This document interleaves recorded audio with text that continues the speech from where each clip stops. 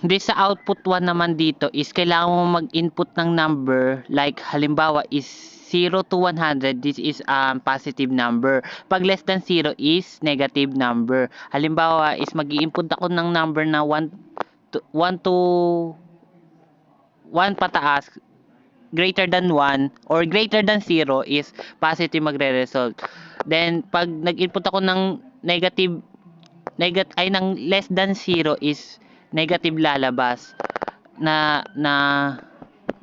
scan niya yung print yun, parang yun. So ito dito yung enter a number, so dito enter the number, so dito ilalagay dito yung mga number na ilalagay natin na once na naglagay tayo is yung result is nasa ano, yung result is lalabas kung positive or negative. Dito sa from the start is gumamit tayo ng greater than 0 kasi kailangan natin kapag greater than 0 is ayan no, wait lang. Ko-copy ko lang yung kung ano yung nakalagay doon. Wait lang. Medyo error ako diyan kasi nalilito pa ako yan. Piprint yung 0 is yan, the number of is positive yan. Kasi yan. Wait lang, nakalimutan ko mag-explain. Then dito naman is else if kung dito unahan ko na and L yan, lock natin. Dito naman yung else if tapos dito naman is number is less than 0. Less than 0, ba't ka greater than yan? Less than, may nagchat kasi yung ano siya. So, less than 0. So, dito, once na nag-input ako ng number than less than 0 is, ayun yung lalabas na output. Ay na result. Yan o, yan. Blah blah blah blah blah blah, tapos na and tapos na tuloy and else. Tapos dito naman yung else than 0. Then nakalimutan ko maglagay ng another and else, yung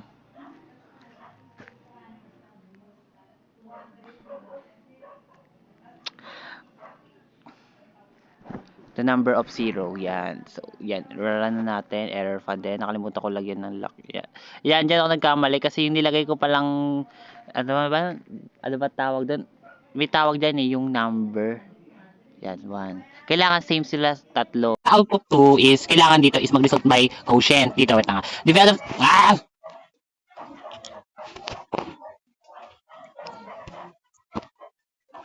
Develops plus C++ program to calculate the quotient and predefine values that declare integers variable name number with initial value of 36 and compute quotient. So sa quotient, kailangan dito yung quotient kasi is pagbabahagi siya. Like, paano ba to? Pagbabahagi, halimbawa dito is, halimbawa, babaguhin natin yung, yung given, like 40. Once na dinivide natin siya by 2, kasi quotient, divide by 2. Una muna is the quotient, tapos yung number ilalagay dito, tapos yung quotient, kunyari, yung nalagay dito 20, tapos yung quotient by 2. Dito yung pang-process niya kung paano ilalagay. So, halimbawa is 40 divided by 2 is, result is 20. So, ang given naman is 36. Diba, integers, 36. Once i-divide natin siya by 2, nag-ati tayo ng dalawa is 18 result. Dito is C out, tapos yung quotient of, ano yung quotient? Yung quotient of, so simula is na muna, then lagay natin yung quotient, yung 36, tapos next is quotient, kung ano yung quotient, di ba, divide by 2, tapos magre-result na siya ng 36, ay ng 18, yun yung kinalabasan. Done. Dito sa output number 3 is kailangan natin nahanap yung percentage. Sabi dito sa direction is construct C++ program to compute the percentage by 12 out of 30. So sa 12 out of 30 kailangan natin makuha yung percentage nito.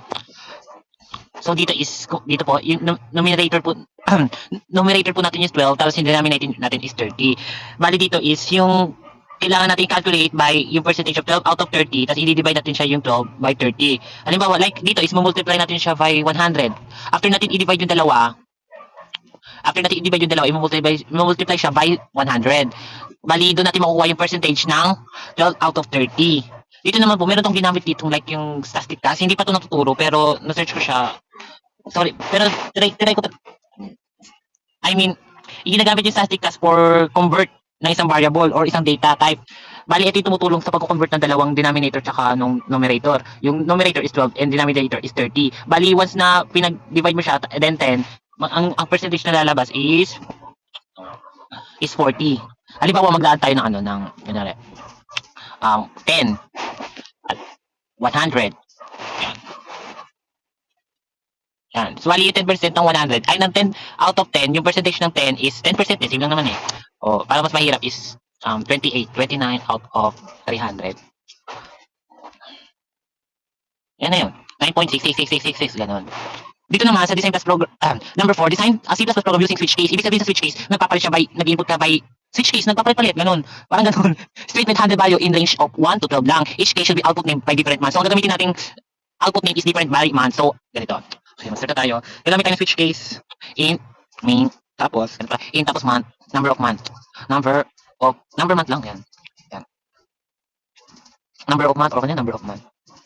Tapos, gagamit tayo ng cout. Doon natin ilalagay yung number range from 1 to 100. Yan. Enter a month between 1 to 12. Yan. Lagyan natin yung space para hindi magdikit. Tapos, kapag dito naman yung sa pag-input ng number, sin, tapos yung month of number. Ano ba yan? Inin nyo. Gaaral ako maigi dito. Dito, sin. Tapos month of number. Month, hindi, number of month pala. Kung ano ginamit natin doon sa int, yun gamitin natin. Number months, yan. So, ganito. Ayan, malaki dyan. Yung mga 3DND. Yan. Number of months. So, dito na yung pag-switch natin gagamitin. Switch. Once na mag-switch ka, lagay natin yan. Number of month. Kailangan kung anong pinaglalagay nyo doon sa int, tapos inilagay nyo. Yun din yung lalagay nyo. Tapos, yan. Dito na gagamitin yung case. Halimbawa, case 1. Case 1. Tapos yung lalabas, yung magpiprint kasi hindi, yung mag-out na ito is January, ganun. Tapos break. Ibig sabihin yung break. Hanggang doon lang. Hanggang doon lang siya, hindi niya makakopy yung iba. Tapos so on, case 2 na agad. You know, case 2. Yan, tapos na. Case 2. Tapos, ipiprint niya ulit. Ay, hindi print, i-out niya ulit. See out. Tapos, February. February. Yan. Tapos break. Dito, ito na. Nalagay ko na lahat from case number 1 to 12. Tapos, case number 1 to 12. Tapos, January to February. So, ito tayo natin. Tagal. So, maglalagay tayo ng number. 1, January. Tapos, ulit, run. Tapos, 12. So, yun, December, right? Right? Run. 8. August. Paano naman kapag sobra? Pag sobra, halimbawa nilagay nila, 113. O, di ba walang lumalabas? So, pwede tayo maglagay ng another default. Magkakaroon tayo ng default. Tapos, yung kapag was na default siya, yung nalabas na, kahit anong ilagay nyo dito, halimbawa, bawal, ganun. Di pwede, ganun. Ganun, pwede yung ganun. Okay. Pero ang lalagay natin, invalid. Ayan. May nangyari. Ano ko lagyan lock. Yan ha. Yan, kunyari, ilagay natin, 60. Invalid na labas. Yun lang, tapos na. So, dito tinanggal ko lang yung 1 to 7 dito, yung case 1 to 12 pala. Papalitan lang natin siya ng 1 to 7 na na range. So, dito, enter weekdays.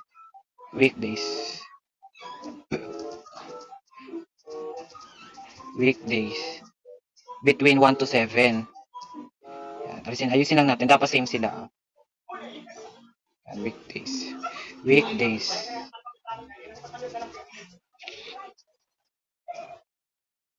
Yan, palitan lang natin lahat yan.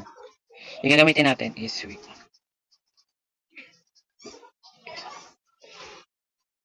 From 1 to 7. So, dito papalitan lang natin from Monday to Sunday. Monday. Tuesday. Wednesday. So, nabago ko na siya from Monday, Tuesday, Wednesday, Thursday, Friday, Saturday, Sunday, 7 siya, from 1 to 6. So, binago ko lang siya. Same lang naman siya ng birth, ng ano, ng unang output natin. Bali dito, yung range lang dito is 1 to 7. So, dito is 1 to 7. 1, o Monday. Hanggang 7 lang. Yan, Sunday. Yun lang. Then, next na tayo sa next output. Output, dito naman, kailangan natin magsulat ng 2 sum. Mag-input tayo ng 2 number, tapos pag greater than 10, kailangan mag-exactly display siya ng good job. Pero kapag less than, nice try. So, kailangan lang natin ng 2 numbers to isum natin yung dalawang 2 numbers by, tapos yung result is, depende kung greater than or less than sa 10. So, try natin. So, in, tapos num1 tsaka num2. Tapos mag-see out. See out, ito yung paglalagyan natin ng number. Halimbawa, enter your num1. Num1 yan. Tapos space natin. Tapos lock. Tapos see in yung lalabas na result is num1. Num1. Yan. Num1. Kailangan ko nilagay natin doon is yun din yun. Tapos text naman sa paglalagay natin si mabilisan na. Enter the num2. Ito nyo. So, naglagay na tayo dito ng enter num1 and num2. Wait lang nga, palitan natin. Kahit ano naman ilagay mo dyan kasi ano lang naman yan eh. Yung ipiprint niya lang naman yan eh. Yung, yan. Space yan. Ba't may ganito? Alisin na yan. Kahit walang ganyan, okay lang. Tapos, yung pag-display scene. Yan. Num2. So, dito na ilalagay natin kung paano yung, ano ba tawag sa flowchart na to? Yung, lalagay natin yung, ano ba yun? Nakalimutan ko dito sa flowchart kung ano tawag to. Yung lalagay natin yung in, tapos lalagay natin yung mga symbol, like, in sum, processing ata yun. Nakalimutan ko. Just equal, sum, ay no. Dito na ilalagay natin yung symbol kung paano yung process ng pag-add plus num2. Yan. Pero if sum, dito yung lalabas yung greater than, sum greater than 10,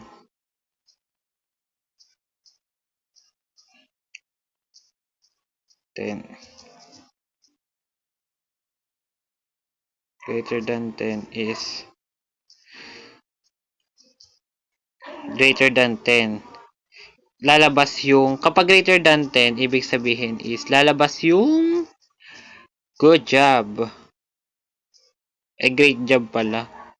Yan. Great job. Pero, kasi yung nakalagay sa given. Great job.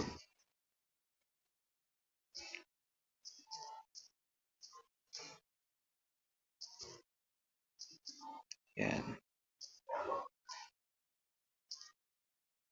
Tapos, saan nilagay kong else? Saan na ata yun? Hindi, isang else yun eh. Wala, hindi ko pala nalagyan. Nawala. Yan. Tapos yung else. Ano pala yung bracket pala tawag doon? Bracket ba to? Ewan ko. Tapos, see out. Nice try. Nice try, yan.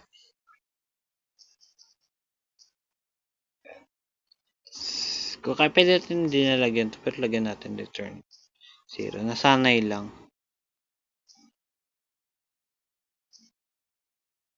Yan. Try nga natin lang. Ibababa natin to. Yan na. Error. Ano kung pagkakamali ko? Yung bracket, hindi. Great job, hindi. sum. Tapos pinaghiwalay ko yung num1. O, diba? Sabi na eh. Okay, mali na naman tayo. Enter num1, num2. Cout. Space naman na. Hindi naman say spacing.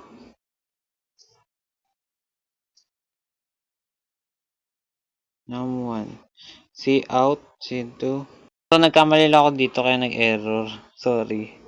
Hindi ko nalagyan ng ano. Tawag dito. May hindi ako nalagyan eh. Ayan na. So, pag niran na siya, yan yung result. Once na nag-add ka ng two numbers like 6 and 4, exactly, nice try. Pero pag greater than 10, wait lang. Kaki. Run. Halimbawa, 60. 11. Great job. Kasi higher than 10, greater than eh. Pero kapag mababa sa nice try. Halimbawa, 5, 6, 5, 1. Nice try. Yun lang.